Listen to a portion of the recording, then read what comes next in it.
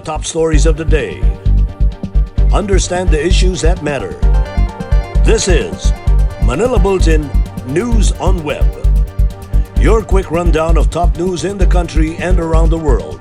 Manila Bulletin, celebrating 120 years of timely stories and timeless truths. Be fully informed.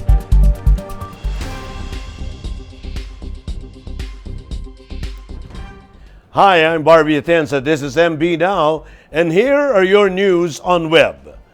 In terms of care capacity utilization, the National Capital Region is not at level enough to be placed under the Modified General Community Quarantine or MGCQ. According to Deputy Chief Implementer and Testing SHAR Secretary Vince Dizon, the numbers may be improving at the moment, but he warns that it is not still enough to consider NCR as MGCQ ready. This despite a substantial decrease in the utilization of hospital beds and critical care beds, going down at 50% mark compared to the past couple of weeks where it was at 80%. Dizon, however, said that they have taken into consideration the recommendations of the experts as well as the Metro Manila mayors to retain the GCQ status in the NCR, but it remains to be a decision that the President will make. The testing czar, meanwhile, said that home quarantine remains a factor in the spread of COVID-19. Dizon disclosed they are strongly advocating a very stringent rule that will allow authorities to take the positive patients outside of their homes and put them in facilities such as quarantine hotels and quarantine facilities. This is also seen as a major challenge, and that the Interagency Task Force on Emerging Infectious Diseases will come up with a detailed guidelines on this. But Dizon said they are optimistic since they have been able to arrest the spikes seen in the latter part of July and most of August. He recalled that new cases peaked at more than 7,000 in a day sometime in August or early August, and now it's down to the 2,000 level. In the NCR and the Greater Manila area, cases peaked at 4,000 a day. Vice President Leni Robredo have asked the Interagency Task Force on Emerging Infectious Diseases that deciding on the quarantine levels must be based on data and not on the decision of local officials or agencies to prevent disagreements among them. Robredo also suggested to adopt measures from other countries where quarantine restrictions are imposed based on the number of COVID-19 infections. Our news correspondent Raymond Antonio has the details. Vice President and Opposition Leader Leni Robredo said the government must use the available data on the coronavirus cases when it imposes quarantine restrictions in the country. Robredo said that quarantine levels must be based on data and not on the decision of local officials or agencies to prevent disagreements among them. Yung September, mas mabuti siya kaysa August. Yung September ka, Ellie, mas mabuti siya. Pero kahit mas mabuti siya, naka 80,000 pa din tayo. Hindi pa tapos yung September, pero naka 80,000 new cases pa din tayo. Hindi, naka 80,000 cases pa din yung September. Ang gustong sabihin nito ka, Ellie, malaki pa din.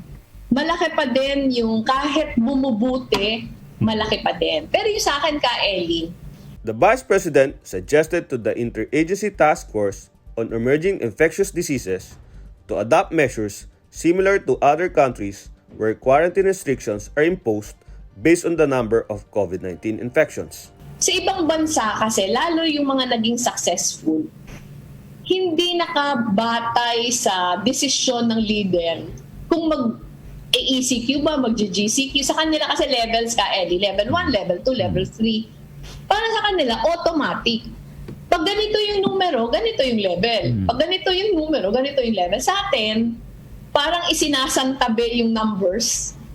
Isinasantabi, kahit alam natin yung numero, hindi siya nagiging basehan kung ano yung magiging desisyon. Ako naalala mo ka, Ellie, nung kasagsagan ng August, kung hindi pa nagpetisyon yung mga medical associations, hindi pa sana mag-MECQ.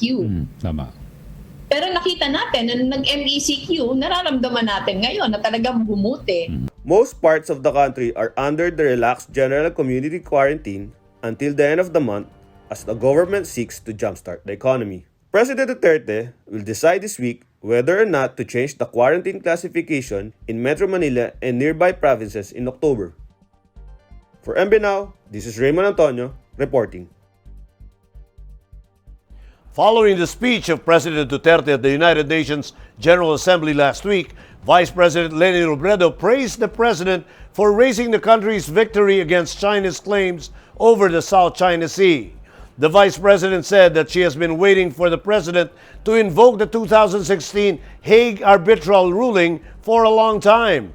Our correspondent Raymond Antonio again has this report. Vice President Leni Robredo praised President Duterte for raising the country's historic legal victory against China over the South China Sea. Robredo, though, is hoping the president will stand by what he said before the United Nations General Assembly. Speaking on her Sunday radio show over DZXL, Robredo said she has been waiting for a long time for Duterte to invoke the 2016 The Hague arbitral ruling. Since 2016 ka, Ellie, yun yung statement na hinihintay natin. Nung nakuha natin yung arbitral ruling, hinihintay natin na mag-make ng statement ng Pangulo na yung ruling is a part of international law already. Hindi siya pwedeng maging subject of compromise. Hindi siya pwedeng maging subject of negotiation. Yun yung hinihintay natin ka, Ellie. Finally, nasabi na. Duterte spoke before the UN General Assembly last week and he raised the arbitral ruling during his speech that drew praises even from his critics. In July 2016, the UN-backed Permanent Court of Arbitration in The Hague ruled in favor of the Philippines after it nullified China's 9 claim over the South China Sea. Beijing, however, refused to recognize the tribunal's decision and pressed ahead with its controversial reclamation works in the disputed territory. Now that Duterte has asserted the country's landmark victory over China, Robredo said she hoped Duterte's words would soon be translated to actions because it would protect the country's sovereignty. So, ang hihintayan natin ulit kung paano papanindigan yung sinabi. Kasi ako naman ka, Ellie, sabi nga nila habang may buhay, may pag-asa. Sana yung sinabi natin ka, Ellie, doon ay mapanindigan natin. Kasi pagpoproteksyon yon sa soberanya natin eh. Maraming interes ka, Ellie, yung pwedeng masalba. Halimbawa na lang, from 2016 until now, ilan na ba sa mga mangingisda natin ang naapi? Ang naapi na naghahanap buhay lang naman sa mga lugar na pwede naman silang maghanap buhay. Ilan na ba sa kanila yung naapi? Mukhang hindi natin napapanindigan yon. Sana after this speech ay umiba na. For MB Now, this is Raymond Antonio reporting. In its efforts to provide members financial relief amid the pandemic, Pag-IBIG Fund is offering a 60-day grace period on all loan payments, including a special loan restructuring program for home loan borrowers. This is in compliance with the Bayanihan to Recover as One Act. Our correspondent Merlina Hernando Malipot tells us more. A 60-day grace period on all loan payments and a special loan restructuring program for home loan borrowers are offered by the Pag-IBIG Fund to aid its borrowers amid the COVID-19 pandemic. Pag-IBIG Fund's top officials announced this recently as part of its efforts to provide members financial relief amid the pandemic. The agency has granted a one-time 60-day grace period on payments of all loans in accordance with Republic Act Number 11494, otherwise known as the Bayanihan to Recover as One Act or Bayanihan 2. Kayang-kaya naman po natin tulungan lalo ang ating mga miyembro na ngayon ay lalong ngayon po yung panahon na sila ay sobrang nangailangan ng tulong po sa ahensya ng sa Pag-IBIG Fund. So in terms of in terms of total net assets natin, lalo pa po itong lumaki. Nung end of the year po, nung December 2019, tayo po ay nasa around 603 billion. Ngayon po, nasa 640 billion na po tayo as of August.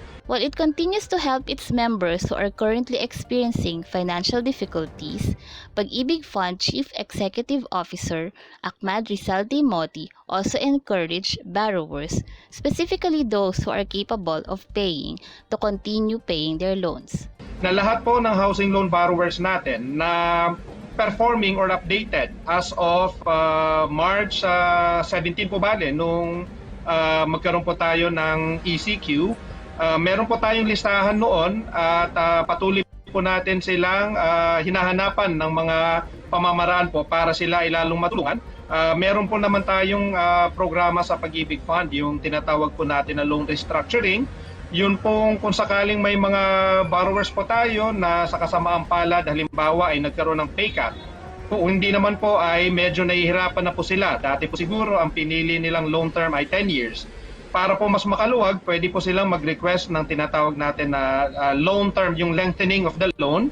So kung gusto nilang mas maluwag muna habang may pandemya, pwede nilang i-request. Meanwhile, the Special Housing Loan Restructuring Program aims to further help Pag-IBIG housing loan borrowers save their properties from foreclosure. Under the program, borrowers whose finances have been affected by the pandemic may renegotiate the terms of the loan and secure a more affordable payment term. The borrowers can soon apply for the restructuring program online by visiting the virtual Pag-IBIG until December 15, 2020. For MB Now, this is Merlina Hernando Malipot reporting. In Metro News, Taguig releases additional 14 billion pesos in COVID aid to barangays. Daycare enrollment in Pasig ends September 30. And Manila offers free vaccine deworming for pets on World Rabies Day. More from this report. The Taguig City Government has released an additional 14 million coronavirus disease aid to 28 barangays. In a Zoom meeting with barangay captains this morning, Mayor Lino Cayetano announced that the second tranche of 500,000 COVID aid for each barangay is now available. Cayetano said the COVID aid fund can be used to purchase personal protective equipment or PPE, disinfection equipment, medicines and vitamins, food supplies, medical equipment, and other supplies and other COVID-19 related procurement. He thanked the barangay captains for their work in helping curb the spread of COVID-19 and attributed the city's success in slowing down the transmission of the disease to close cooperation of the city government, city council, and the barangays. Pasig City Mayor Vico Soto clarified that parents need not to present a voter's registration when enrolling their children in daycare centers in the city. Parents or guardians only have to submit a photocopy of their child's birth certification and any proof of residency. Previously, the local government included voter's registration among the requirements for enrollment at daycare centers in the city. Enrollment in daycare centers is until September 30. In celebration of the World's Rabies Day, the Manila City Government is giving free vaccination and deworming services to pets of Manila residents on Monday. In a recent Facebook post of Manila Mayor Francisco Isko Moreno Dumagoso said, the vaccination and deworming drive will be held at Rotonda along Del Fierro Street in Tondo and beside Librada Avelino Elementary School in Barangay 182, Zone 16, District 2 in Tondo, Manila. To avail the free vaccination and deworming services must present a valid ID with address to members of the Manila Veterinary Inspection Board. Dumagoso reminded residents to observe health and safety protocols. Wearing of face masks, face shields, and physical distancing must be observed during the activity. In other parts of the country, lightning near Taal volcano not a volcanic activity according to PhilVox. 2 cops slain in operations to apprehend lahat-lag in Northern Samar. And bomb expert tagged in Holo Cathedral blast, suicide bombings nabbed in Zamboanga City. More from this report. A thunderstorm in Batangas on Sunday night caused alarm to some residents who feared that the lightning came from Taal volcano. But PhilVox clarified that the lightning and thunderstorms are not volcano-related, pacifying the fears of some residents as well as netizens who immediately concluded that the lightning originated from the volcano. As of this morning, Philvox recorded 2 volcanic earthquakes in Taal in the past 24 hours, while a weak steam rising 20 meters high was also observed from vents on the main crater. Alert Level 1 remains in place over Taal volcano. 2 police officers were killed while responding to a report of illegally sown lumber being transported Saturday night in San Isidro, northern Samar.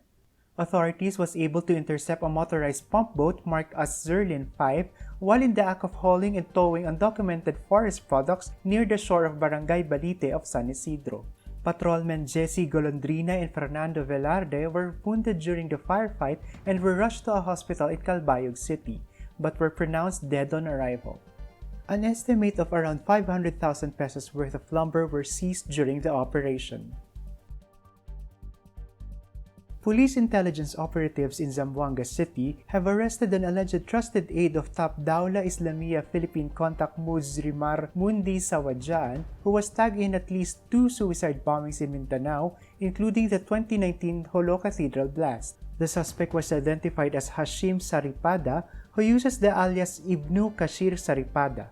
The suspect is facing cases of multiple murder and multiple frustrated murder for his involvement in the July 2018 bombing of a military detachment in Lamitan City. Likewise, Saripada was also one of those who reportedly prepared the improvised explosive device detonated at the Mount Carmel Cathedral in Jolo, Sulu on January 27, 2019. In world news, global coronavirus death toll passes 1 million. UK artist aims to unite with humanity-inspired work in Dubai. And Paris goes car-free for a day. Let's watch this. The global death toll from the new coronavirus, which emerged less than a year ago in China, had swept across the world past 1 million on Sunday.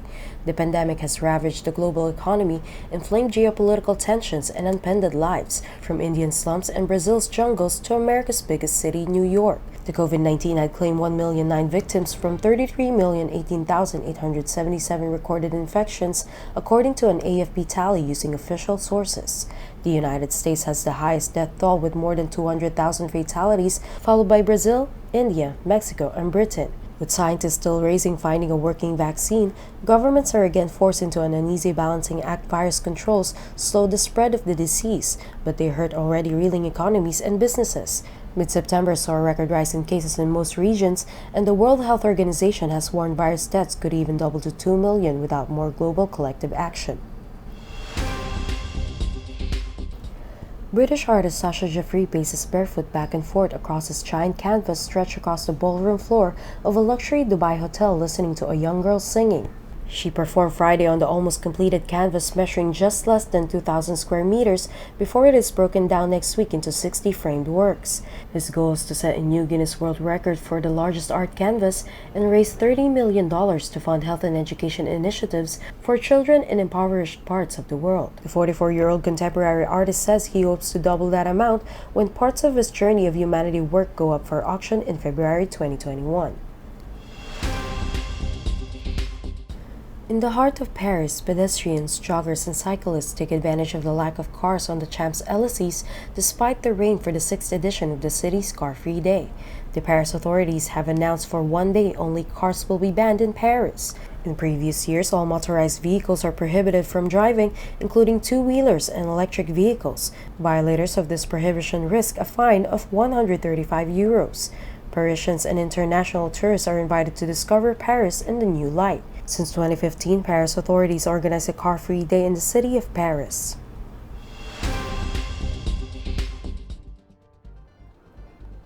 In entertainment, K-pop superstars BTS's highly anticipated new album will be dropping in November, which will contain the most BTS-esque music yet. Big Hit Entertainment announced that the new album is made more special by direct involvement from BTS in not only the music, but from the concept and composition to design. Fans will discover throughout the album the thoughts, the emotions, and deepest reflections of BTS while experiencing an ever richer musical spectrum. According to Big Hit, BTS's most special album, titled B Deluxe Edition, will be released November 20, and fans can start pre-ordering it today, September 28. Miss Universe Philippines candidate Maria Isabel Galleria of Sorsogon shared on her Instagram that she tested positive for COVID-19. Galleria asked those who came into close contact with her to inform their city or municipal health officers and their team to check on their condition. Meanwhile, Events and Creative Director of Miss Universe Philippines pageant, Jonas Gafford, assured pageant fans that Galleria is still in the running for the crown, but they still have to wait for the result of Galleria's RT-PCR test on October 8. Fans and fellow candidates of Galleria are praying for her fast recovery. And in sports, Barangay Ginebra on Tuesday leads the last batch of teams that will head to Clark, Pampanga for the start of life inside the PBA bubble. Defending PBA Philippine Cup champion San Miguel Beer is also heading to the official residence at Quest Hotel alongside Rain or Shine, NLEX, Northport, Alaska, and Blackwater. 5 teams arrived Monday in Clark to earn the distinction of being the first to see the things every PBA bubble participant will experience over the next couple of months at least. Players, coaches, and staff of Magnolia, TNT, Phoenix, Super LPG, Meralco, and Terra Firma, however, had to undergo swab tests and a 24-hour quarantine inside their hotel rooms before they could be allowed to start 5-on-5 scrimmages at Angeles University Foundation. The same protocols will be observed by the final group of teams that will arrive in Quest. To know more about the latest in sports and get updates from different sports personalities, tune in to Sports Chat, Manila Bulletin's new bottom of the most pressing news and updates in sports. Catch Sports Chat every Monday starting tonight at 6 p.m. right after MB Now. And those are the news on web today, September 28, 2020. It's 88 days before Christmas. For more news and details, get your copy of Manila Bulletin newspaper tomorrow or log on to www.mb.com.ph. You may also subscribe to our newsletter through the link on this video's caption to have the day's latest news delivered to your inbox. I am Barbie Atienza for Manila Bulletin, celebrating 120 years of timely stories and timeless truths. Join us again tomorrow. This has been MB Now. Be fully informed.